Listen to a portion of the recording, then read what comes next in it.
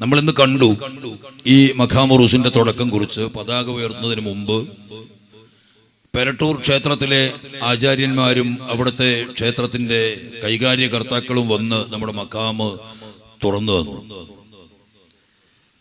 ഏതാണ്ട് ഒരു മാസം മുമ്പ് പൂരക്കുളി ദിവസം ഞാൻ പെരട്ടൂർ ക്ഷേത്രത്തിലുണ്ടായിരുന്നു. അന്ന് കമ്മാടം ജമാഅത്തിന്റെ പ്രതിനിധികൾ അവിടെ വന്ന ദിവസമാണ്. അവിടെ നടക്കുന്ന ആചാരങ്ങൾ നേരിട്ട് കാണാൻ എനിക്ക് അവസരമുണ്ടായി. അവിടെ ക്ഷേത്രത്തിന് അഭിമുഖമായി ഒരു ചെറിയ കെട്ടിടമുണ്ട്.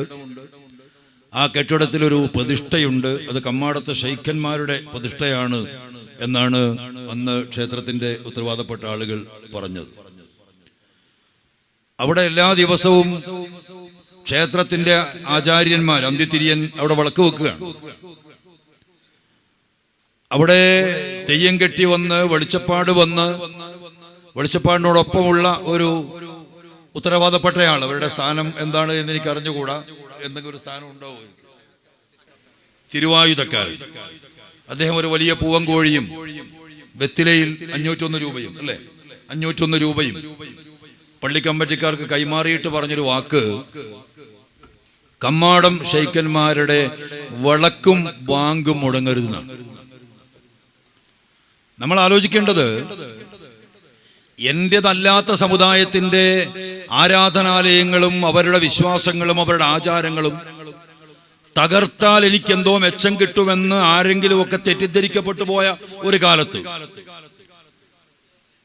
ലോകത്ത് ഏതു മതവിശ്വാസത്തിന്റെ പ്രമാണ പുസ്തകങ്ങൾ വായിച്ചു നോക്കിയാലും നമുക്ക് അവിടെ എവിടെയും ആരെയെങ്കിലും വേദനിപ്പിച്ചാൽ, ആരെയെങ്കിലും നോവിപ്പിച്ചാൽ, ആർക്കെങ്കിലും തടസ്സം നിന്നാൽ ലഭിക്കുന്ന ഒരു പുണ്യത്തെക്കുറിച്ച്, ഒരു മോക്ഷത്തെക്കുറിച്ച്, ഒരു സ്വർഗത്തെക്കുറിച്ച്, ഒരു പരലോക നന്മയെക്കുറിച്ച്, ഒരു ഇഹലോക നന്മയെക്കുറിച്ച് ഒരു വാക്ക് പോലും നമുക്ക് എവിടെയും കാണാൻ കഴിയില്ല. അതുകൊണ്ട് മതത്തിൽ അതില്ല.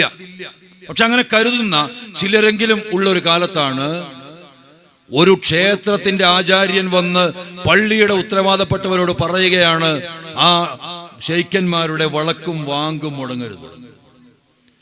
ഒരു മതവിശ്വാസി മറ്റൊരു മതവിശ്വാസത്തിന് കാവൽ നിൽക്കുന്ന, ഒരു മതത്തിന്റെ ആചാര്യന്മാർ മറ്റൊരു മതത്തിന്റെ ആചാരങ്ങൾ നിലനിൽക്കണമെന്ന് ശഠിക്കുന്ന, അതിനുവേണ്ടി സഹായങ്ങൾ ചെയ്യാൻ മുന്നോട്ട് വരുന്ന ഒരു നന്മ, ഈ കാലം ആവശ്യപ്പെടുന്ന നന്മ, അത് ഇന്ന് തുടങ്ങിയതല്ല, എത്രയോ നൂറ്റാണ്ടുകൾക്കപ്പുറത്ത്.